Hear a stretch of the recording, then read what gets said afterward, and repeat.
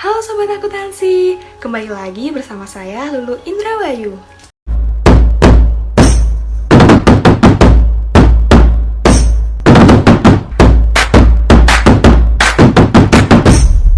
Pada kesempatan kali ini kita akan membahas salah satu materi yang mungkin teman-teman sering dengar. Kira-kira apa ya?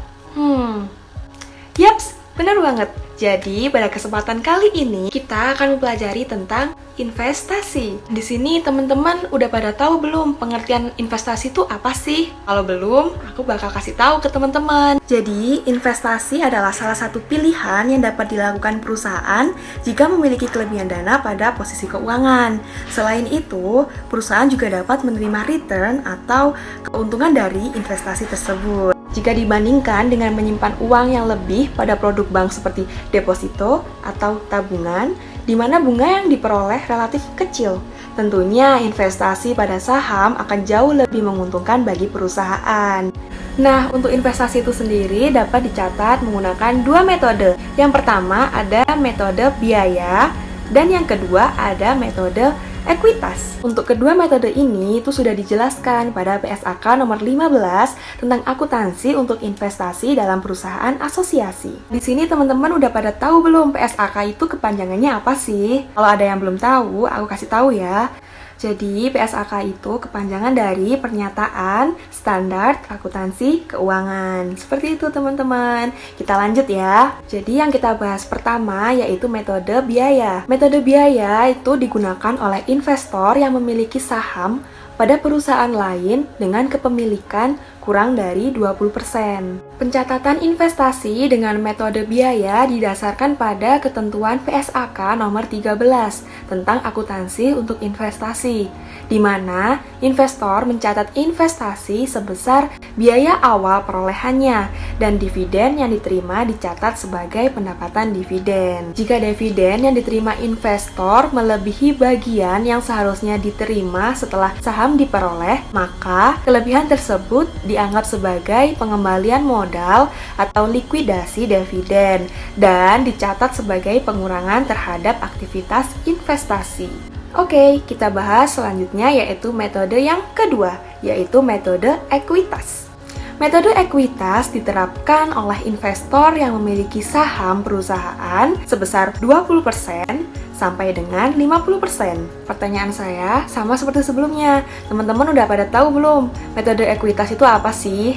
Oke, metode ekuitas adalah metode pencatatan investasi di mana investor mencatat investasi sebesar biaya perolehan. Dividen atau distribusi laba akan dicatat sebagai penambah akun investasi jika perusahaan memperoleh laba. Sebaliknya, apabila perusahaan mengalami rugi, akan dicatat sebagai pengurang dari investasi tersebut. Nilai investasi ditambah atau dikurangi dengan bagian laba atau rugi investor pada perusahaan asosiasi setelah tanggal perolehan. Nah, untuk selanjutnya saya akan menjelaskan tentang kepemilikan saham. Untuk kepemilikan saham itu sendiri dibagi menjadi 3. Yang pertama ada metode biaya, yaitu investor yang memiliki kepemilikan saham kurang dari 20%. Yang kedua ada metode ekuitas, di sini investor memiliki kepemilikan saham berkisar 20% sampai 50%. Dan yang terakhir yaitu metode konsolidasi, di sini investor memiliki kepemilikan saham lebih dari 50%. Dari sini paham nggak teman-teman? Oke, untuk selanjutnya kita akan membahas tentang bagaimana sih kita jika ingin menjurnal atau mencatat suatu transaksi yang berhubungan dengan investasi. Yang pertama, untuk pencatatan pembelian saham untuk kedua metode itu sama teman-teman. Jadi dapat kita jurnal investasi pada saham di sebelah debit dan di sebelah kreditnya yaitu pada kas atau bank. Kapan kita menggunakan akun kas dan kapan kita menggunakan akun bank? Jika akun kas berarti kita membeli saham dengan uang yang ada di kas perusahaan. Jika kita menggunakan akun bank, jadi kita membeli saham menggunakan uang perusahaan yang ada di dalam bank. Oke, untuk transaksi selanjutnya yaitu jika perusahaan penerbit saham mengalami laba.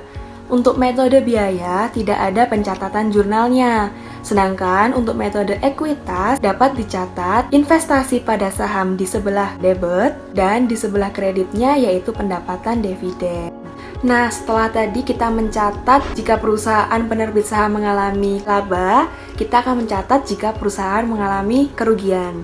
Untuk metode biaya tetap sama seperti sebelumnya, yaitu tidak ada pencatatan jurnalnya. Sedangkan untuk metode ekuitas dapat di jurnal kerugian investasi di sebelah debit dan di sebelah kreditnya yaitu investasi pada saham. Yang terakhir, bagaimana sih jurnal atau pencatatan ketika pembagian dividen? Untuk metode biaya dan ekuitas sama-sama dicatat nih teman-teman. Tetapi untuk akunnya berbeda ya.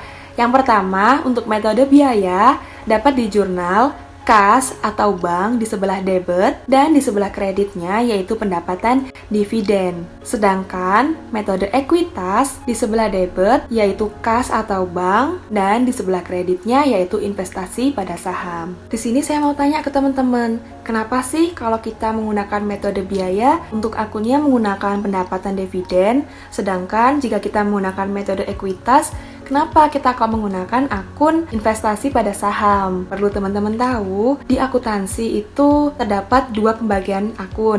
Ada akun real dan akun nominal. Jika kita menggunakan metode biaya itu sendiri kan termasuk di akun nominal. Jadi, kita juga menggunakan nama akun nominal, yaitu pendapatan dividen. Untuk metode ekuitas itu sendiri kan termasuk di akun real teman-teman. Jadi, kita juga menggunakan akun-akun yang ada di akun real tersebut. Oleh karena itu, kita menggunakan akun investasi pada saham. Saya harap di sini teman-teman udah pada paham semuanya ya. Nah, buat teman-teman, jangan lupa ya untuk menonton video pembelajaran sebelumnya dan video-video lainnya. Dan tentunya nantikan video pembelajaran selanjutnya yang akan membawakan materi akuntansi yang lebih menarik. Jika teman-teman suka video pembelajaran seperti ini, jangan lupa klik tombol like, komen, dan subscribe di YouTube channel kami, HMA Polinema. See you! Salam Sobat Akuntansi. Bye-bye!